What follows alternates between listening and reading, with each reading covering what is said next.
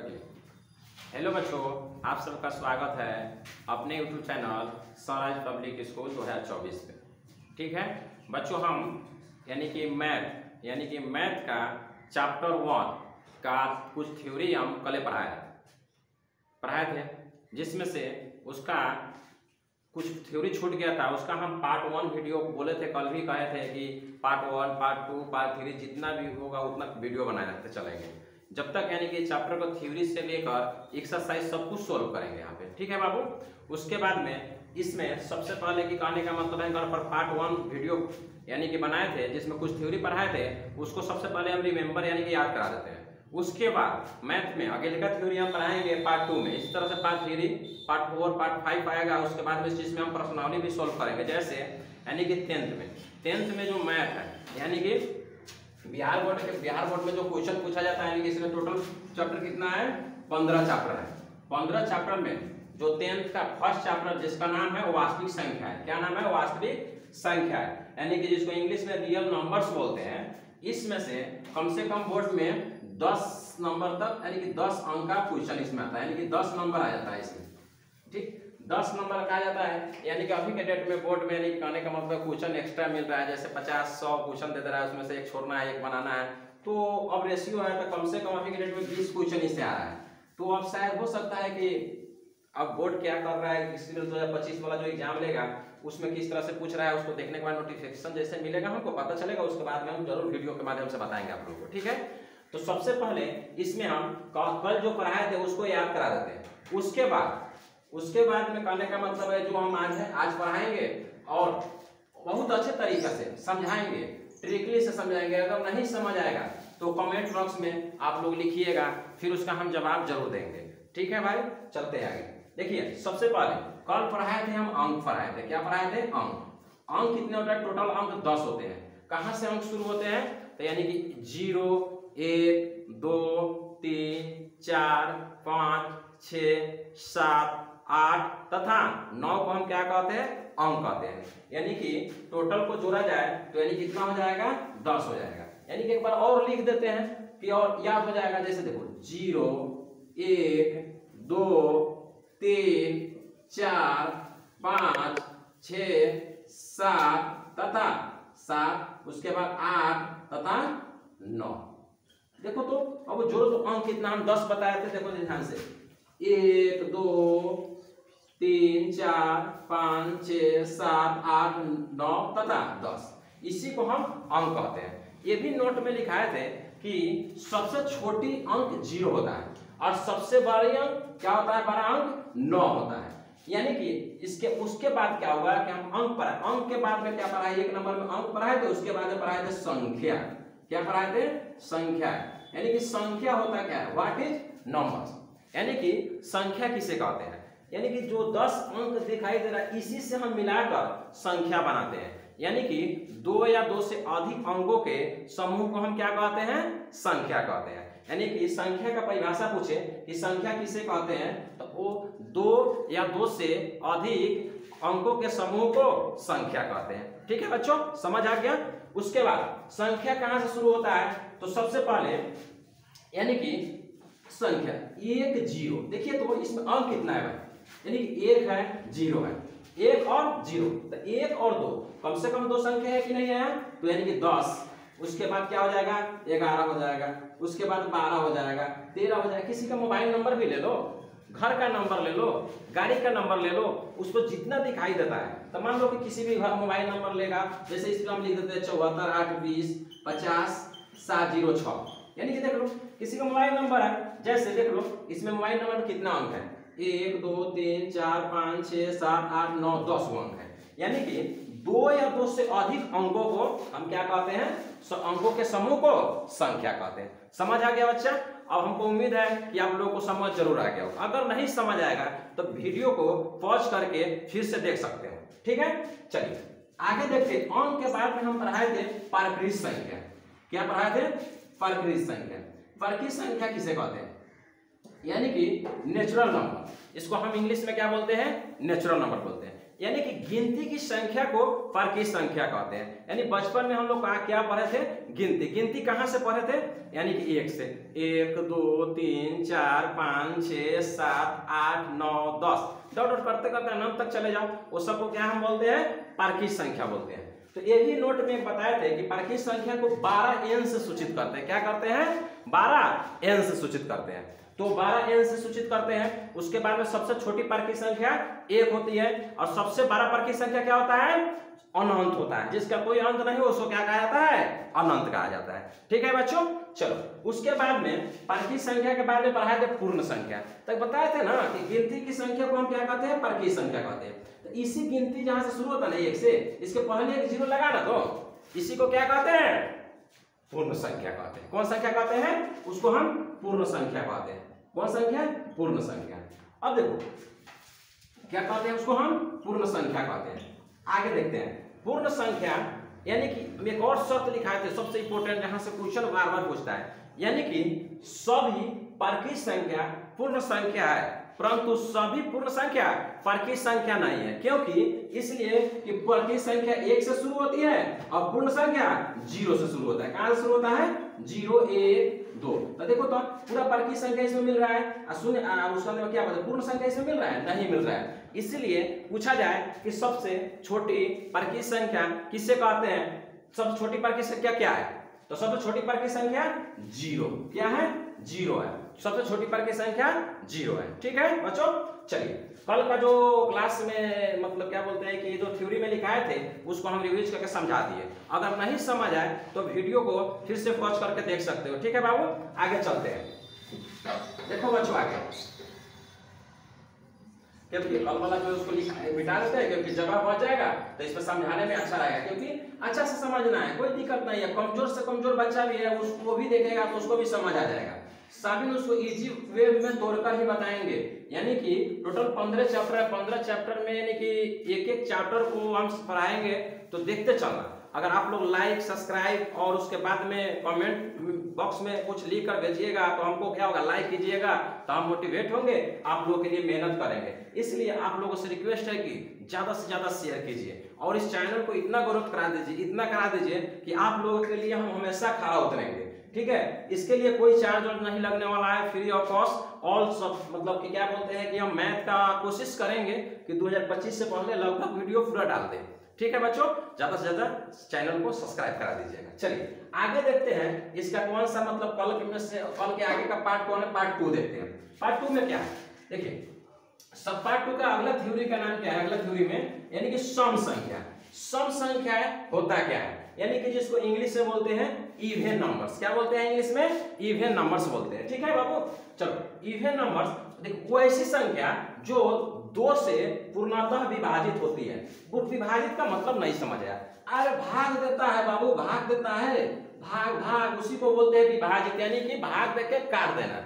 उससे अगर पूरा अगर कट गया और उसका मान यानी कि कहने का मतलब शेषफल 0 बच गया, उसी को हम क्या कहेंगे?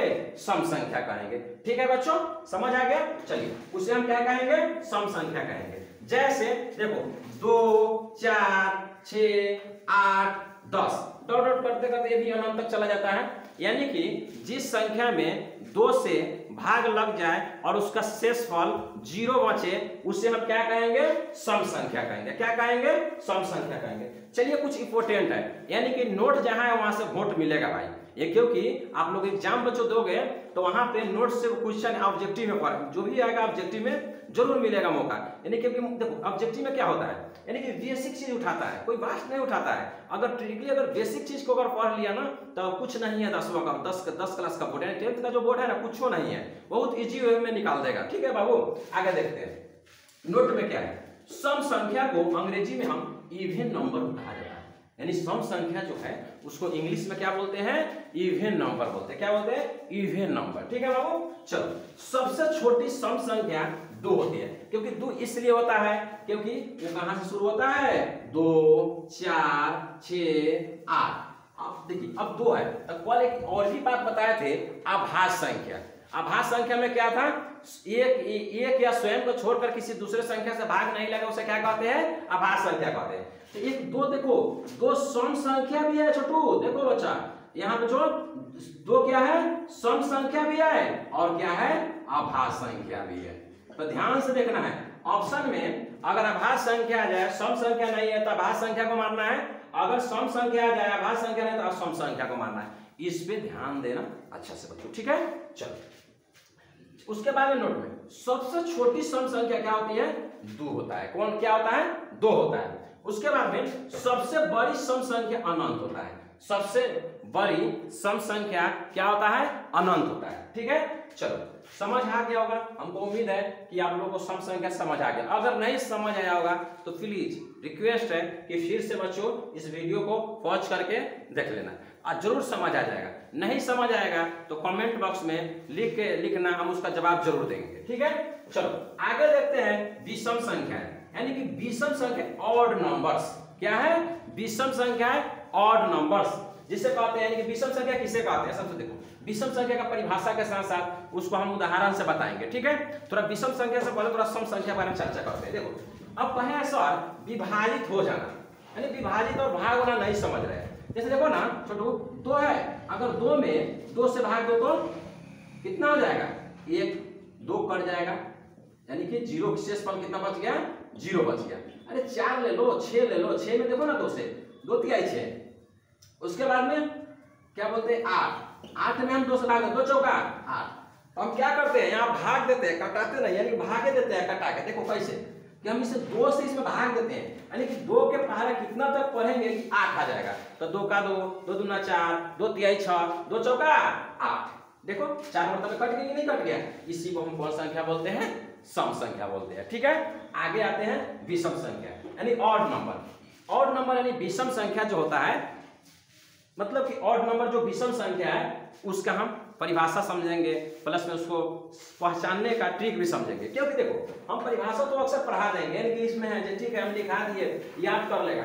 सबसे पहले याद करना वो नहीं है बात, उसको समझना जरूरी है। मैथ रटने की चीज नहीं है, इसमें समझ आना चाहिए। अगर समझदारी अगर है, समझ बन गया तो मैथ कुछ नहीं है। मैथ में 4 चीज याद कर लो, जोड़, घटाव, गुना, भाग। ये 4 चीज अगर जिसका कंप्लीट है तो मैथ समझो कि कोई भी चैप्टर आएगा, यानी कहने का मैट्रिक का हो, आईएससी हो या कोई भी चैप्टर का हो, मतलब कि कोई दिक्कत, कोई भी क्लास का मतलब कि मैथ बनाने में ज्यादा खास करके दिक्कत नहीं हो। थोड़ा सा चेंज रहता है, बाकी सब मतलब कि रिसोर्स जो होता है वही सेम होता है, जोड़, घटाव, गुना, भाग पर टिका हुआ है, ठीक है बाबू। चलो देखते हैं बच्चों आगे।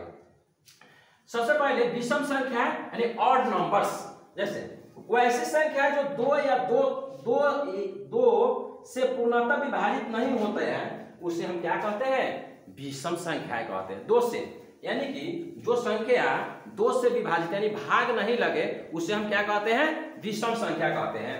जैसे देख लो 2 से, अब कौन कौन सा संख्या में, जैसे में 1 में 2 से भाग लगेगा बच्चों, देखो तो 1 लिख देंगे और 2 से भाग दो तो लगेगा, नहीं लगेगा। तो 1 क्या हो गया, कहने का मतलब है विषम एक संख्या हो गया। देखो तो 3 में लगेगा 1 से, नहीं लगेगा, क्योंकि देखो 3 में भाग दो, 2 से वाली 3 में क्या करो, 2 से भाग दो, लगेगा, नहीं लगेगा, ये भी विषम संख्या हो गया। उसके बाद में देख लो 5 में भाग दो कितना से, 2 से, तो देखो तो 2 दूना 4, देखो तो शेष फल क्या बचा रहा है, 1 बच जा रहा है। बोले है ना बच्चों, यानी कि जिसमें भाग नहीं लगेगा 2 से, वो कौन संख्या कहलाएगा, विषम संख्या, यानी ऑड नंबर्स कहलाएगा, ठीक है बच्चों, समझ आ गया। चलो आगे देखते हैं कुछ नोट में, बोले ना फिर नोट में वोट मिलेगा, ठीक है। यानी कि विषम संख्या को अंग्रेजी में ऑड नंबर्स कहते हैं, नंबर कहते हैं, क्या कहते हैं, अंग्रेजी में ऑड नंबर कहते हैं, ठीक है। उसके बाद में सबसे छोटी विषम संख्या क्या होती है, 1 होती है। क्या होती है, 1 होती है। सबसे छोटी विषम संख्या क्या होता है, 1 होता है, ठीक है बाबू। चलो उसके बाद में सबसे बड़ी विषम संख्या वही अनंत, सब अनंत तक चले जाओ, ठीक है। उसके बाद में देखो एक और इंपॉर्टेंट नोट में, एक और अच्छा से देखो, इसको समझने की कोशिश करना। देखो बच्चों, देखो वे गिनती की संख्या होती है जिनका इकाई अंक, देखो इकाई अंक से तो पहचान सकता है। अगर मान लो अगर 2 दिया है, 10 दिया है, जैसे 11 दिया है, 13 दिया है, तो हम तो इसको पहचान जाएंगे। अगर मान लो इतना 12 दे दिया, तो हम कैसे पहचानेंगे कि कौन संख्या है, विषम है कि सम है, इसको कैसे हम पहचान लेंगे। तो देखो यहाँ पे देखो बाबू, देखो यानी वे गिनती की संख्या होती है जिनका इकाई अंक 1 3 5 7 तथा 9 होती है। क्या होती है? 9। इकाई अंक का मतलब नहीं समझ आया, चलो ठीक है, इसको मिटा के बताते हैं यहाँ इकाई अंक क्या होता है। चलो आओ दिखाते हैं आप लोगों को। देखिए चलो देखते आगे। जैसे मान लो हम यहाँ पे क्या लिख दिए, जैसे मान लो 13 लिख दिए। क्या लिख दिए? 13। देखो तो इकाई अंक इसमें से देखो तो ये 3 है कहीं से। हाँ देखो इकाई अंक 3 आ गया, तो देखो कौन संख्या हो गया? विषम संख्या हो गया। उसके बाद देखो, उसके बाद 1 1 देखो, ये भी क्या है? 1 है यहाँ। देखो इकाई अंक किसको कहते हैं? देखो हम क्या करेंगे, इतना बड़ा अंक लिख देंगे, इतना बड़ा अंक लिख देंगे, ठीक है। अब इसको कहेंगे कि इसमें के इकाई अंक कौन सा है, तो समझ जाओ, यानी कि हम बोर्ड की तरफ देख रहे हैं इस तरह से। इसके बाद में दायां, जो दायां साइड से है उधर से हम इकाई दाएं, यानी बच्चा जब छोटा बच्चे होंगे, जब छोटा बच्चे थे तो हम लोग क्या करते थे? इकाई, दहाई, सैकड़ा, हजार, 10,000, लाख, 10 लाख, इससे डॉट करते करते करोड़ महासंख्या तक पहुंचते थे कि नहीं पहुंचते थे? हाँ, तो उसी तरह बाबू यहाँ से इकाई दाएं साइड से शुरू करेंगे। कहां शुरू करेंगे? दाएं साइड से। तो फर्स्ट में क्या है? यहाँ पे है, तो इसको हम क्या बोलेंगे? इकाई। इसको बोलेंगे दहाई, इसको बोलेंगे सैकड़ा, इसको हजार, 10,000, लाख, 10 लाख, ठीक है। यानी कि हम कभी भी इकाई दहाई दाएं साइड से ही 100 प्रदर्शित करेंगे। तो देखो तो बाबू आगे देखा बताते हैं, समझो ध्यान से। जैसे देखो लिख दिए काम को, अब इसको बताना है कि सम है कि विषम संख्या है। तो कहिएगा सर हम क्या करते हैं कि 2 से भाग देते हैं। तो बाबू बताओ, क्वेश्चन को बनाने के लिए 40 सेकेंड समय मिलता है ऑब्जेक्टिव मारने के लिए। इतना बड़ा क्वेश्चन को भाग देगा तो टाइम मैनेजमेंट नहीं कर पाएगा, जिससे क्वेश्चन छोड़ देगा, बोर्ड में कम नंबर आ जाएगा। इसके लिए ट्रिक क्या है देखो तो हम क्या बताए हैं, समझो यहाँ से ध्यान से देखो। वे गिनती की संख्याएं होती है जिनका इकाई अंक 1 हो, 3 हो, 5 7 9, उसे हम क्या कहते हैं? विषम संख्या और नंबर कहते हैं। जैसे देख लो इसका इकाई अंक क्या है? 1 है। तो देखो ये कौन संख्या हो गया? विषम। क्या करना है देखो तो, इसमें कोई झंझट है? देख लो। चलो उसके बाद और भी देख लेते हैं। जैसे और भी देखो, इतना बड़ा है, उसके बाद में क्या होता है? इतना बड़ा है, 3 रख दिए। तो देखो तो लास्ट में 3 आ गया। इकाई अंक इसमें खोजो तो 3 है कि नहीं? हाँ यहाँ 3 है। तो देखो ये भी कौन संख्या हो गया? विषम संख्या हो गया। उसके बाद और भी देख लेते हैं, कोई भी ले लो, कितना बड़ा ले लो, पूरा बोर्ड भर दो, कोई दिक्कत नहीं है, कितना बड़ा ले लो।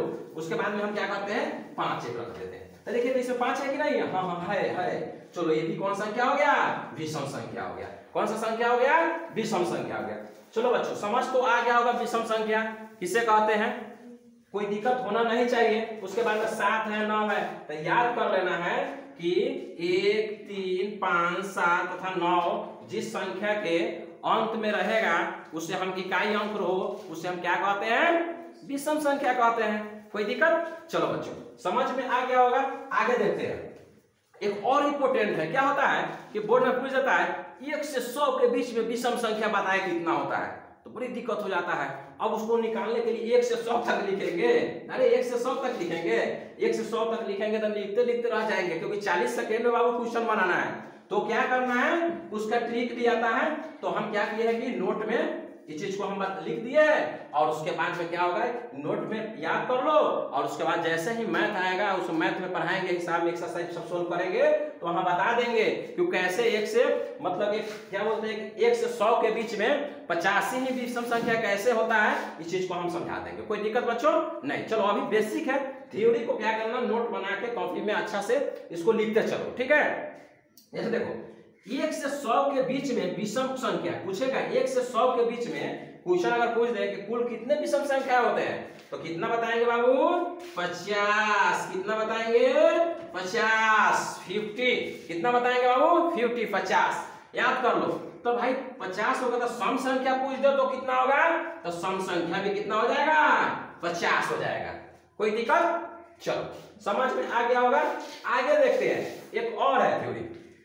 अगले का थ्योरी क्या है, यानी कि पूर्णांक इंटीजर्स, यानी पूर्णांक संख्या किसे कहते हैं उसको देखते हैं। यानी कि सभी धनात्मक तथा सभी ऋणात्मक और शून्य संख्याओं के समूह को पूर्णांक संख्या कहते हैं। नहीं समझ आया कि क्या है कि सभी धनात्मक, सभी ऋणात्मक, सभी शून्य संख्या को क्या बोलते हैं, कहने का पूर्णांक संख्या बोलते हैं। आपको नहीं समझ आया, चलो बच्चों ठीक है, हम देखो समझाते हैं इसको किस तरह समझ, ठीक है। पूर्णांक संख्या समझाते हैं, देखो ध्यान से। सबसे पहले हमें क्या करते हैं, संख्या रेखा बना देते हैं। संख्या रेखा ठीक है, ये तीर का चिन्ह देते हैं। देखो ये तीर का चिन्ह क्यों देते हैं सर जी? संख्या रेखा तो बना देते, रेखा तो खींच दिए, तीर का चिन्ह क्यों देते हैं इधर और इस साइड में? देखो ये तीर का मतलब है कि इस रेखा को और इधर भी खींच सकता है और उधर भी खींच सकता है। ठीक है छोटू, कोई दिक्कत बाबू? बच्चों समझ आ गया? देखो इधर भी इसको खींच सकता है और उधर भी खींचा जा सकता है। तो देखो बीच में सेंटर में हम सबसे पहले भाई जीरो मान लेते हैं। क्या मान लेते हैं बच्चों? यहाँ पे सेंटर में यानी कि केंद्र बिंदु, इसको मेन पॉइंट इसको बोला जाता है केंद्र बिंदु। इसमें हम सबसे पहले इसको जीरो मान लेते हैं। देखो जीरो से दाएं साइड, जैसे देखो हमारे दाएं साइड ये है, तो दाएं साइड में जाएंगे तो प्लस, बाएं साइड में जाएंगे तो माइनस, ऊपर जाएंगे तो प्लस, नीचे जाएंगे तो माइनस होगा। ठीक है, ये ध्यान में रखना। यानी कि पॉजिटिव निगेटिव यानी कि धनात्मक ऋणात्मक, तो दाएं साइड में क्या होगा? धनात्मक संख्या, और बाएं साइड में ऋणात्मक संख्या, और बीच में हम केंद्र में खा रहा है तो हम शून्य हो जाएंगे। समझ आ गया बाबू? चलो देखो आगे बच्चों, चलो यहां से क्या है?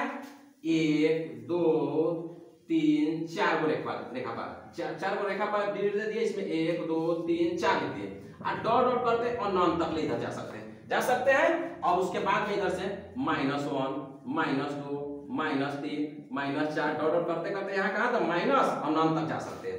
एक शून्य है। तो देखो संख्या रेखा पर छोटू दिखाई दे रहा है बच्चों, देखो बच्चों क्या है? 1 2 3 4 यानी प्लस, देखो तो इधर प्लस का दिखाई दे रहा है यानी कि धनात्मक क्या होता है? धनात्मक। इधर देखो तो क्या दिखाई दे रहा है?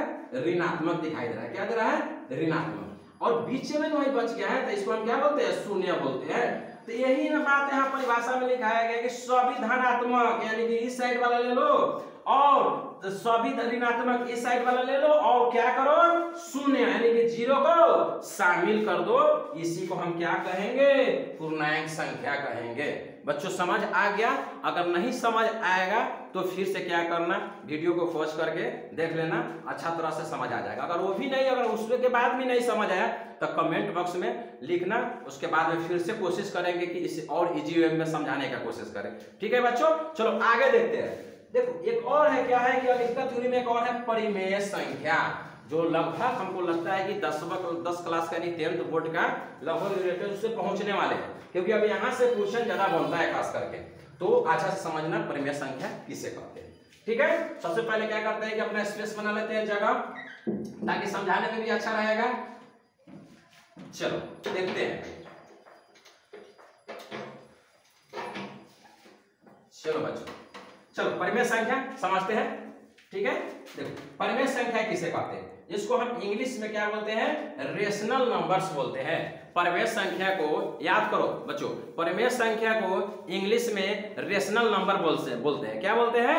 रेशनल नंबर्स बोलते हैं। ठीक है, तो देखो अब परिमेय संख्या लिखते हैं, कितना बड़ा कटआउट होगा? संख्या होता है, संख्या का है लिख दिए, संख्या का है लिख दिए। भाई तो एक परिमेय के बारे में बात नहीं ना हो रहा है बच्चों, बहुत सारे परिमेय संख्या के बारे में बात हो रहा है। यानी एक बचा रहेगा तो दिक्कत नहीं है, अगर ज्यादा रहेगा तो उसमें हम संख्याएं लगा देंगे। कोई दिक्कत बच्चों?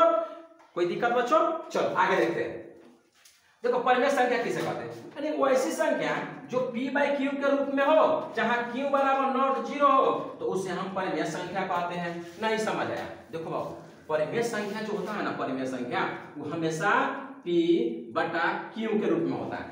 देखो p ऊपर वाला जो है उसको हम अंश बोलते हैं। क्या बोलते हैं? अंश बोलते हैं। नीचे वाला को क्या बोलते हैं? हर बोलते हैं। ठीक है, तो हमेशा याद रखो कि p/q के रूप में भी होगा, तब उसके बाद में q जो है ना, देखो q बराबर इस तरह से बराबर दे के बीच वाला कटा रहेगा ना, मतलब देखो पेट लेखा काटा हुआ है, बीच में कट से कटा हुआ है। ठीक है, तो इस बराबर 0 लिख दिए। इसका मतलब परिमेय संख्या में जो q का मान है वो 0 के बराबर नहीं है। अगर मान लो परिमेय संख्या में अगर 0 के बराबर रहेगा तो देखो ऊपर p है, नीचे क्या है? 0 है। तो अगर इसे इसमें भाग देगा तो इसका मान कुछ और आ जाएगा, यानी कि इन्फिनेटिव आ जाएगा, इन्फिनेटिव अपरिभाषित आ जाएगा, इसलिए परिमेय संख्या नहीं होगा। बच्चों समझ आ गया कि क्यों हम q बराबर 0 लिखते हैं? चलो आगे देखते हैं इसमें कुछ और नया चीज कुछ और देखते हैं। जैसे इसको हम क्या बताए हैं? उपारका को अंश बताए। इसको क्या बोले हैं बाबू? अंश। ठीक है, इसको क्या बोले हैं? हर बोल। ठीक है, तो ऊपर वाला अंश है, नीचे वाला क्या है? हर है। तो हर इसको बोलते हैं। तो हर का मान अगर 0 हो गया तो उसका मान बदल जाएगा। और दूसरी बात क्या है कि आगे देखो परिमेय संख्या आप समझ इतना आ गया, आगे देखते हैं। कुछ नोट जैसे देख सकते 1/2, 3/5, √4, √9 और √16। तो फिर यहाँ पे सब नोट में कुछ लिखा है, देखिए तो थोड़ा ध्यान दें। परमेय संख्या को अंग्रेजी में रेशनल नंबर कहा जाता है, ये तो बाबू बता दिए, ये बच्चों तो समझ आ गया होगा।